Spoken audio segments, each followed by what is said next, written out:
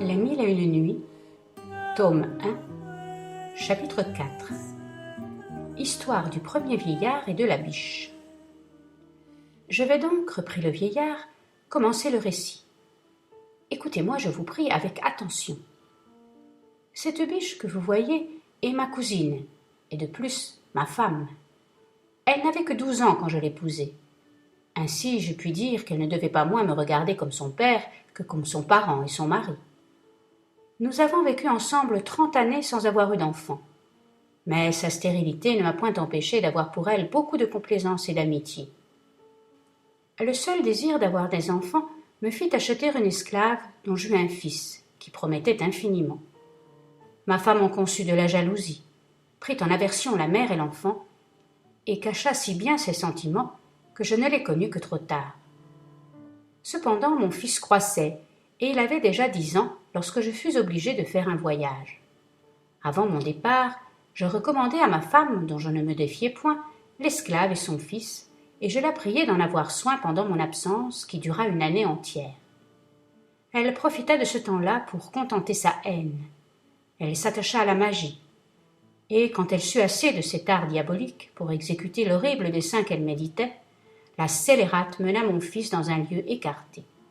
Là, par ses enchantements, elle le changea en veau et le donna à mon fermier, avec ordre de le nourrir comme un veau, disait-elle, qu'elle avait acheté. Elle ne borna point sa fureur à cette action abominable. Elle changea l'esclave en vache et la donna aussi à mon fermier. À mon retour, je lui demandai des nouvelles de la mère et de l'enfant. « Votre esclave est morte, me dit-elle, et pour votre fils, il y a 2 mois que je ne l'ai vu, et je ne sais ce qu'il est devenu. » Je fus touché de la mort de l'esclave, mais comme mon fils n'avait fait que disparaître, je me flattai que je pourrais le revoir bientôt. Néanmoins, 8 mois se passèrent sans qu'il revînt, et je n'en avais aucune nouvelle lorsque la fête du grand Bayram arriva. Pour la célébrer, je mandai à mon fermier de m'amener une vache des plus grasses pour en faire un sacrifice. Il n'y manqua pas. La vache qu'il m'amena était l'esclave elle-même, la malheureuse mère de mon fils. Je la liai, mais dans le moment que je me préparais à la sacrifier, elle se mit à faire des beuglements pitoyables, et je m'aperçus qu'il coulait de ses yeux des ruisseaux de larmes. Cela me parut assez extraordinaire, et me sentant malgré moi saisi d'un mouvement de pitié, je ne pus me résoudre à la frapper. J'ordonnai à mon fermier de m'en aller prendre une autre. Ma femme, qui était présente, frémit de ma compassion, et s'opposant à un ordre qui rendait sa malice inutile, « Que faites-vous, mon ami » s'écria-t-elle. « Immolez cette vache. Votre fermier n'en a pas de plus belle, ni qui soit plus propre à l'usage que nous voulons en faire. » Par complaisance pour ma femme, je m'approchai de la vache, et, combattant la pitié qui en suspendait le sacrifice, j'allais porter le coup mortel, quand la victime, redoublant ses pleurs et ses beuglements, me désarma une seconde fois. Alors, je mis le maillet entre les mains du fermier en lui disant « Prenez, sacrifiez-la vous-même, ses beuglements et ses larmes me fendent le cœur. » Le fermier, moins pitoyable que moi, la sacrifia. Mais, en l'écorchant, il se trouva qu'elle n'avait que les os, quoiqu'elle nous eût paru très grasse. J'en eus un véritable chagrin. « Prenez-la pour vous, dis-je au fermier, je vous l'abandonne. Faites-en des régals et des aumônes à qui vous voudrez. Et si vous avez un veau bien gras, amenez-le-moi à sa place. » Je ne m'informai pas de ce qu'il fit de la vache. Mais peu de temps après qu'il lui fit enlever de devant mes yeux, je le vis arriver avec un veau fort gras. Quoique j'ignorasse que ce veau fût mon fils, je ne laissai pas de sentir émouvoir mes entrailles à sa vue. De son côté, dès qu'il m'aperçut, il fit un si grand effort pour venir à moi qu'il en rompit sa corde. Il se jeta à mes pieds, la tête contre terre, comme s'il eût voulu exciter ma compassion et me conjurer de n'avoir pas la cruauté de lui ôter la vie, en m'avertissant, autant qu'il lui était possible, qu'il était mon fils. Je fus encore plus surpris et plus touché de cette action que je ne l'avais été des pleurs de la vache. Je sentis une tendre pitié qui m'intéressa pour lui. Ou, pour mieux dire, le sang fit en moi son devoir. « Allez, dis-je au fermier, ramenez ce veau chez vous. Ayez-en un grand soin et à sa place, amenez-en un autre incessamment. » Dès que ma femme m'entendit parler ainsi, elle ne manqua pas de s'écrier encore. « Que faites-vous, mon mari ? Croyez-moi, ne sacrifiez pas un autre veau que celui-là. » « Ma femme, lui répondis-je, je n'immolerai pas celui-ci. Je veux lui faire grâce. Je vous prie de ne vous y point opposer. » Elle n'eut garde, la méchante femme, de se rendre à ma prière. Elle haïssait trop mon fils pour consentir que je le sauvasse. Elle m'en demanda le sacrifice avec tant d'opiniâtreté que je fus obligé de le lui accorder. Je liai le veau, et, prenant le couteau funeste, Scheherazade s'arrêta en cet endroit parce qu'elle aperçut le jour. « Ma sœur, dit alors Dinarzade, je suis enchantée de ce conte qui soutient si agréablement mon attention. Si le sultan me laisse encore vivre aujourd'hui, répartit Scheherazade, vous verrez que ce que je vous raconterai demain vous divertira beaucoup davantage. » Schahriar, curieux de savoir ce que deviendrait le fils du vieillard qui conduisait la biche, dit à la sultane qu'il serait bien aise d'entendre la nuit prochaine la fin de ce conte. 5e nuit. Sire, poursuivit Scheherazade, le premier vieillard qui conduisait la biche, continuant de raconter son histoire au génie, aux 2 autres vieillards et aux marchands. Je pris donc, leur dit-il, le couteau, et j'allais l'enfoncer dans la gorge de mon fils, lorsque, tournant vers moi languissamment ses yeux baignés de pleurs, il m'attendrit à un point que je n'eus pas la force de l'immoler. Je laissai tomber le couteau, et je dis à ma femme que je voulais absolument tuer un autre veau que celui-là. Elle n'épargna rien pour me faire changer de résolution. Mais, quoiqu'elle pût me représenter, je demeurai ferme et lui promis, seulement pour l'apaiser, que je le sacrifierais au Bayram de l'année prochaine. Le lendemain matin, mon fermier demanda à me parler en particulier. « Je viens, me dit-il, vous apprendre une nouvelle dont j'espère que vous me serez bon gré. J'ai une fille qui a quelque connaissance de la magie. Hier, comme je ramenais au logis le veau dont vous n'aviez pas voulu faire le sacrifice, je remarquai qu'elle rit en le voyant, et qu'un moment après, elle se mit à pleurer. Je lui demandai pourquoi elle faisait en même temps 2 choses si contraires. « Mon père, me répondit-elle, ce veau que vous ramenez est le fils de notre maître. J'ai ri de joie de le voir encore vivant, et j'ai pleuré en me souvenant du sacrifice qu'on fit hier de sa mère qui était changée en vache. Ces 2 métamorphoses ont été faites par les enchantements de la femme de notre maître, laquelle haïssait la mère et l'enfant.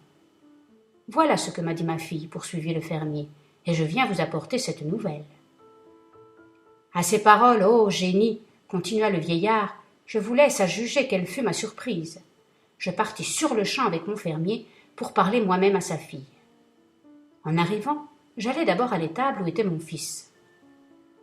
Il ne put répondre à mes embrassements, mais il les reçut d'une manière qui acheva de me persuader qu'il était mon fils. La fille du fermier arriva. « Ma bonne fille, lui dis-je, pouvez-vous rendre à mon fils sa première forme ? » « Oui, je le puis, me répondit-elle. »« Ah, si vous en venez à bout, repris-je, je vous fais maîtresse de tous mes biens. » Alors elle me repartit en souriant. « Vous êtes notre maître, et je sais trop bien ce que je vous dois. Mais je vous avertis que je ne puis remettre votre fils dans son premier état qu'à 2 conditions. La première, que vous me le donnerez pour époux, et la seconde, qu'il me sera permis de punir la personne qui l'a changé en veau. Pour la première condition, lui dis-je, je l'accepte de bon cœur.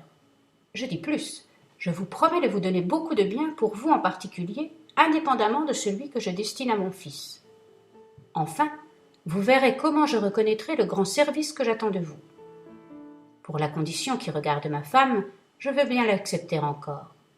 Une personne qui a été capable de faire une action si criminelle mérite bien d'en être punie. Je vous l'abandonne, faites-en ce qu'il vous plaira. Je vous prie seulement de ne lui pas ôter la vie. Je vais donc, répliqua-t-elle, la traiter de la même manière qu'elle a traité votre fils. J'y consens, lui répartis-je, mais rendez-moi mon fils auparavant. Alors cette fille prit un vase plein d'eau, prononça dessus des paroles que je n'entendis pas, et s'adressant au veau. « Ô veau, dit-elle, si tu as été créé par le tout-puissant et souverain maître du monde, tel que tu parais en ce moment, demeure sous cette forme. Mais si tu es homme et que tu sois changé en veau par enchantement, reprends ta figure naturelle par la permission du souverain créateur. » En achevant ces mots, elle jeta l'eau sur lui, et à l'instant, il reprit sa première forme.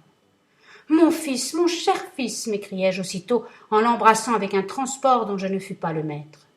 C'est Dieu qui nous a envoyé cette jeune fille pour détruire l'horrible charme dont vous étiez environné, et vous venger du mal qui vous a été fait, à vous et à votre mère. Je ne doute pas que, comme par reconnaissance, vous ne vouliez bien la prendre pour votre femme, comme je m'y suis engagé. Il y consentit avec joie. Mais avant qu'ils se mariassent, la jeune fille changea ma femme en biche, et c'est elle que vous voyez ici. Je souhaitais qu'elle eût cette forme plutôt qu'une autre moins agréable, afin que nous la vissions sans répugnance dans la famille. Depuis ce temps-là, mon fils est devenu veuf et est allé voyager. Comme il y a plusieurs années que je n'ai eu de ses nouvelles, je me suis mise en chemin pour tâcher d'en apprendre. Et n'ayant pas voulu confier à personne le soin de ma femme pendant que je ferais enquête de lui, j'ai jugé à propos de la mener partout avec moi. Voilà donc mon histoire et celle de cette biche. N'est-elle pas des plus surprenantes et des plus merveilleuses? J'en demeure d'accord, dit le génie, et en sa faveur, je t'accorde le tiers de la grâce de ce marchand. Quand le premier vieillard, sire, continua la sultane, eut achevé son histoire, le second qui conduisait les deux chiens noirs s'adressa au génie et lui dit « Je vais vous raconter ce qui m'est arrivé à moi et à ces deux chiens noirs que voici, et je suis sûr que vous trouverez mon histoire encore plus étonnante que celle que vous venez d'entendre. Mais quand je vous l'aurai contée, m'accorderez-vous le second tiers de la grâce de ce marchand ?» « Oui, répondit le génie, pourvu que ton histoire surpasse celle de la biche. » Après ce consentement, le second vieillard commença de cette manière. Mais Scheherazade, en prononçant ces dernières paroles ayant vu le jour, cessa de parler. « Bon Dieu, ma sœur, dit Dinarzade, que ces aventures sont singulières. »« Ma sœur, répondit la sultane, elles ne sont pas comparables à celles que j'aurais à vous raconter la nuit prochaine, si le sultan, mon seigneur et maître, avait la bonté de me laisser vivre. » Schahriar ne répondit rien à cela, mais il se leva, fit sa prière et alla au conseil, sans donner aucun ordre contre la vie de la charmante Scheherazade. 6e nuit. La 6e nuit étant venue, le sultan et son épouse se couchèrent.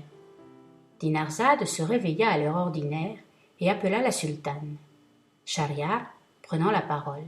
« Je souhaiterais, dit-il, d'entendre l'histoire du second vieillard et des deux chiens noirs. »« Je vais contenter votre curiosité, sire, répondit Scheherazade. » Le second vieillard, poursuivit-elle, s'adressant au génie, commença ainsi son histoire.